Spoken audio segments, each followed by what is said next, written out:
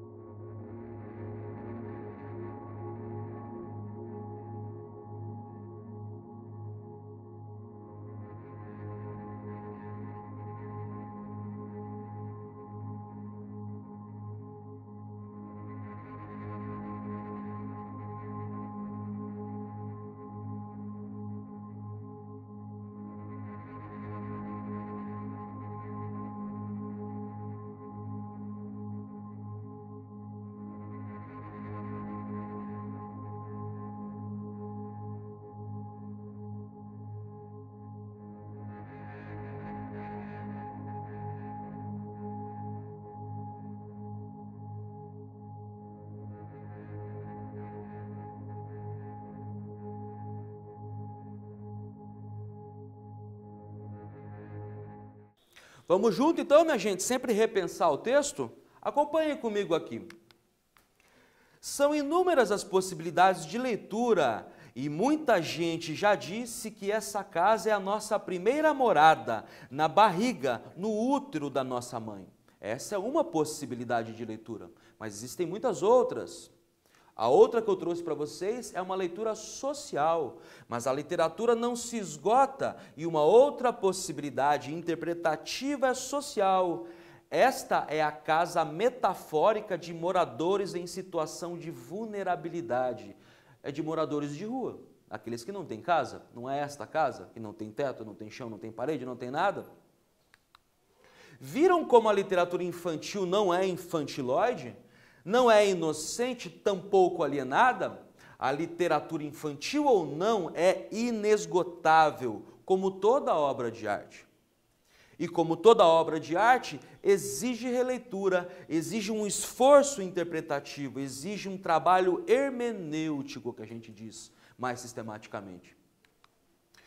A palavra casa, assim compreendida, encerra uma multiplicidade de significados, uma infinidade de sentidos, uma exuberância semântica que extrapola seu referente e se projeta metaforicamente. Esta casa é polissêmica. Entramos agora no segundo movimento da aula, o que é polissemia. Mas voltemos antes ao texto. Mas era feita com muito esmero na Rua dos Bobos, número 0. Mas era feita com muito esmero na Rua dos Bobos, número 0. Eu repeti e insisto sempre nessa repetição, porque ela faz parte da poesia. A poesia, desde a origem, se liga ao canto, se chama gênero lírico, porque era acompanhado pela lira. E a repetição confere ao texto musicalidade, melodia e ritmo. Então, nosso primeiro quiz, jogo rápido. Considere os versos em destaque e assinale a opção que melhor define a palavra esmero. Letra A, cuidado extremo em qualquer trabalho ou serviço. Apuro, perfeição, refinamento, arte. Letra B, bobeira, gracejo, humor, brincadeira, galhofa ou pilhéria, troça. Pensem aí rapidinho que eu já volto comentando objetivamente esta questão.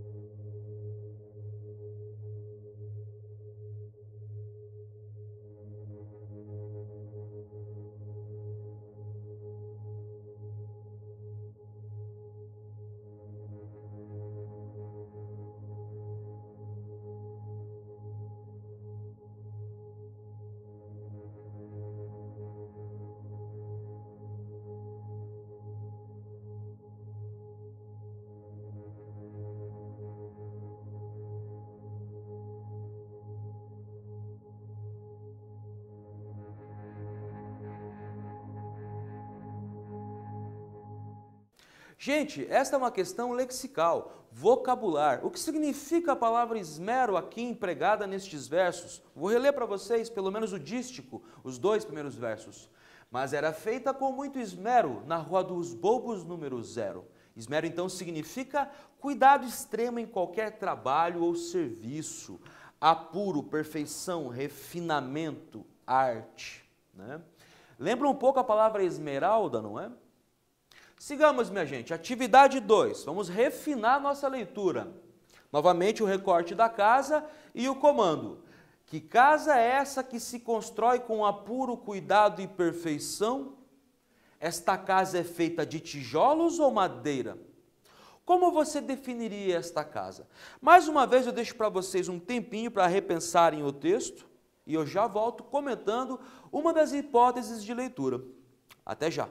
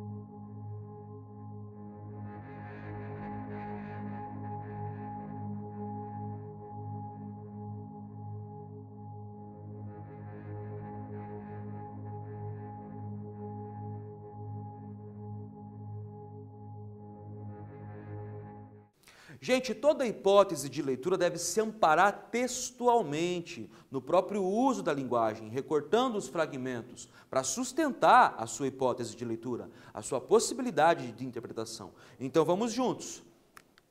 Ora, a casa que se constrói com apuro, cuidado, perfeição e arte é a própria literatura. Casa feita de palavras, casa que se define a si mesma enquanto se constrói, casa que todos nós habitamos desde criança com as cantigas da tradição oral, dos nossos pais, avós.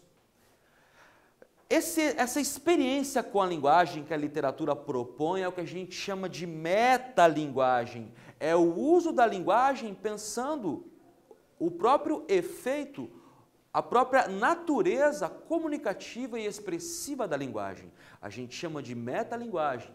Então, esta casa, além de ser uma crítica social, bastante dissimulada de canção infantil, também é uma experiência com a linguagem metalinguística, que se propõe a pensar a própria literatura e a própria natureza do signo linguístico, ou da linguagem. Ok até aqui? Vamos então nos aprofundar ainda mais. Sempre analisar um texto literário é mergulhar no oceano da língua. Então vamos a mais fundo ainda. E agora o nosso comando diz: agora que você sabe que a literatura é uma experiência metalinguística, responda: por que esta casa fica na Rua dos Bobos? Por que esta casa é no número 0?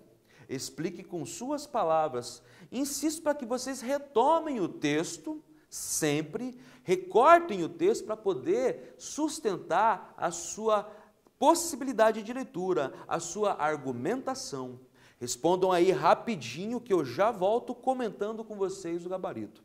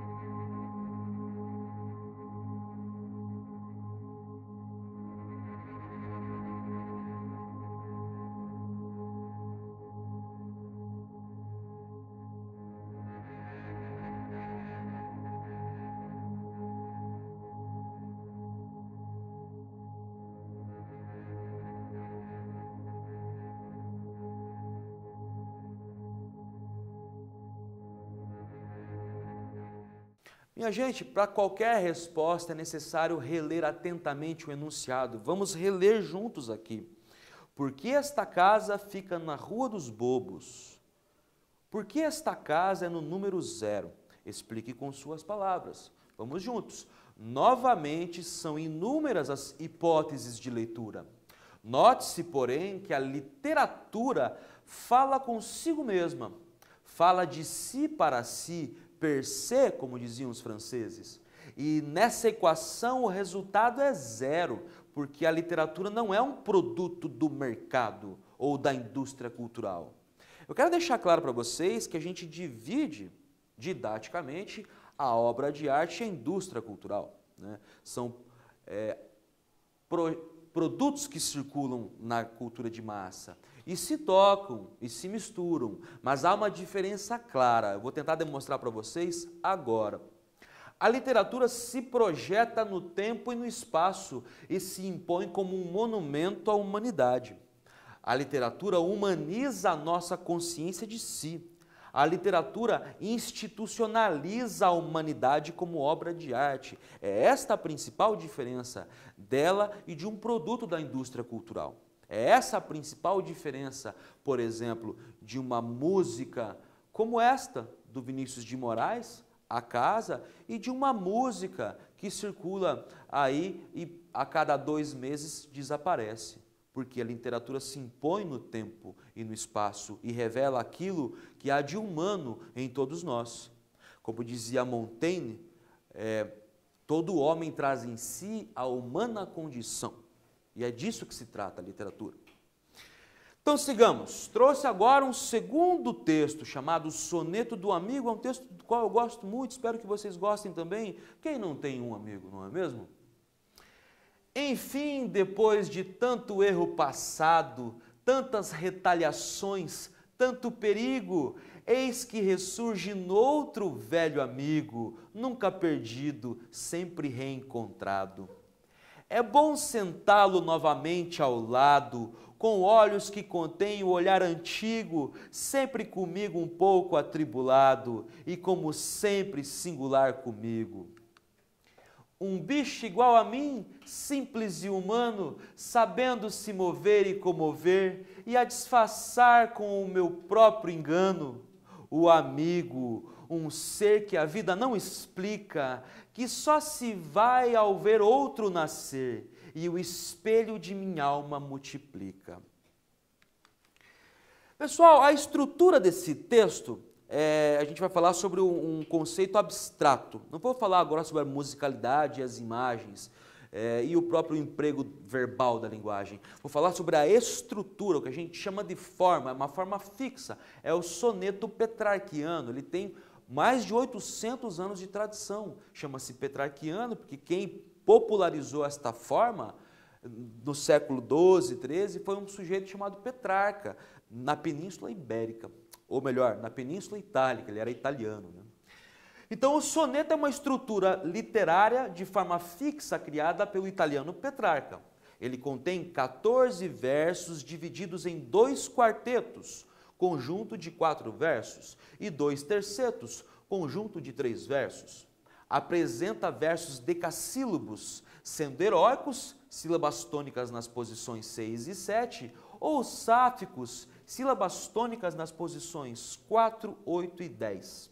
As rimas são interpoladas, intercaladas nos quartetos e alternadas, cruzadas nos tercetos. Esta é a forma clássica, mas hoje existem muitas variações do soneto, né? O Vinícius de Moraes escrevia muitos sonetos, era a sua forma fixa preferida, por assim dizer. Então eu vou reler com vocês aqui, tentando demonstrar neste quadro mágico a estrutura. Nem se preocupem tanto com o texto, mas com a estrutura. Vejam, enfim, depois de tanto erro passado, tantas retaliações, tanto perigo, eis que ressurge noutro velho amigo, nunca perdido, sempre reencontrado. Este é o primeiro quarteto, né? É o primeiro bloco de versos, 4 versos, que se organizam em rimas, que a gente chama aqui de A, B, B, A. O segundo quarteto repete essa estrutura. O primeiro terceto, ela varia um pouco. Nós temos C, D, C, E, D, E. Essa é a estrutura clássica do soneto petrarquiano, tá? Na tradição saxônica, ela muda um pouco. Shakespeare não dividia esses 14 versos em blocos ou estrofes. Era tudo num só fôlego. Mas na nossa tradição ibérica é assim, ok? Vamos juntos então agora para o nosso segundo quiz, jogo rápido. Considere os versos em destaque e assinale a opção que descreve o significado da palavra atribulado. É bom sentá-lo novamente ao lado, com olhos que contêm o olhar antigo, sempre comigo um pouco atribulado e como sempre singular comigo. Letra A, adjetivo que sofre atribulações, aflito, magoado. Letra B, adjetivo que goza de atribulações, alegre, feliz.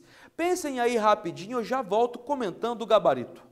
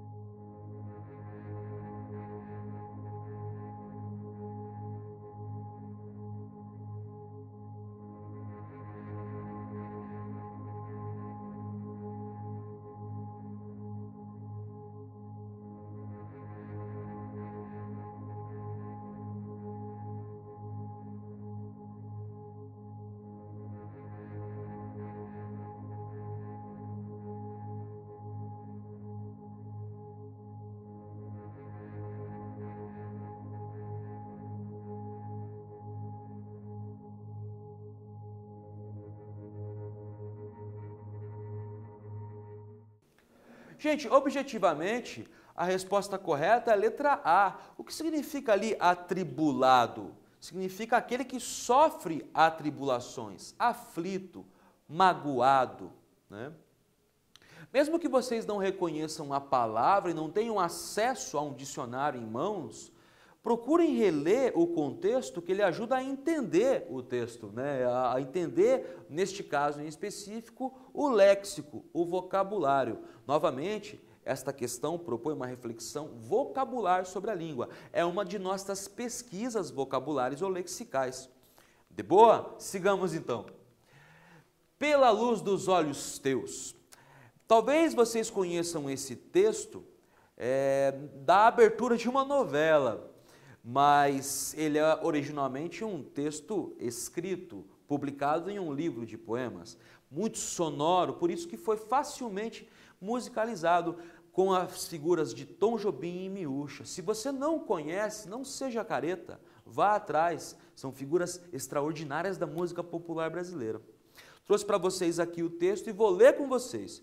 Naturalmente eu não vou cantar, porque eu sei que, não vou passar essa vergonha, né? Vamos junto. Quando a luz dos olhos meus e a luz dos olhos teus resolvem se encontrar, ai, que bom que isso é, meu Deus, que frio que me dá o encontro desse olhar.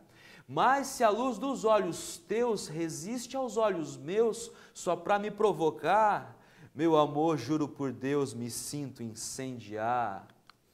Meu amor, juro por Deus que a luz dos olhos meus já não pode esperar, Quero a luz dos olhos meus, na luz dos olhos teus, sem mais lararará. Pela luz dos olhos teus eu acho meu amor, que só se pode achar, que a luz dos olhos meus precisa se casar. Bonito, né? Muito sonoro, né? Aí o emprego de uma estrutura, a gente vai pensar nela agora, muito comum, muito produtiva, que todos nós empregamos o dia inteiro. Vejamos comigo aqui. Considere os versos em destaque e responda. Novamente, vocês têm aí um recorte do texto e o comando diz: sobressai nessa estrofe um emprego muito sonoro de uma figura de linguagem que já estudamos juntos. Veja, é uma afirmativa, uma assertiva. Que figura de linguagem é essa? Aqui sim nós temos uma interrogação. Que figura de linguagem é essa? Que figura de linguagem encontramos aqui nesse texto? Que efeito de sentido o emprego dessa estrutura produz? Agora a questão complica um pouco mais. Qual é o efeito dessa estrutura? E finalmente, você é capaz de explicar este processo com suas palavras? Repensem aí um pouquinho, olhem atentamente para o texto, releiam, que vocês, tenho certeza, são capazes de reconhecer. Eu já volto comentando esta questão.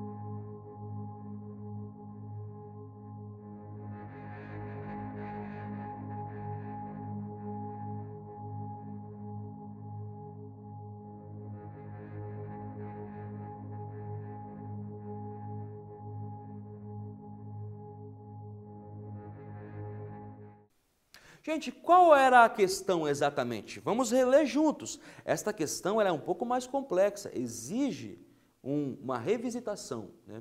Vamos juntos. Sobressai nessa estrofe um emprego muito sonoro de uma figura de linguagem que já estudamos juntos. Que figura de linguagem é essa? Que efeito de sentido o emprego dessa estrutura produz? Você é capaz de explicar este processo com as suas palavras? Vamos juntos.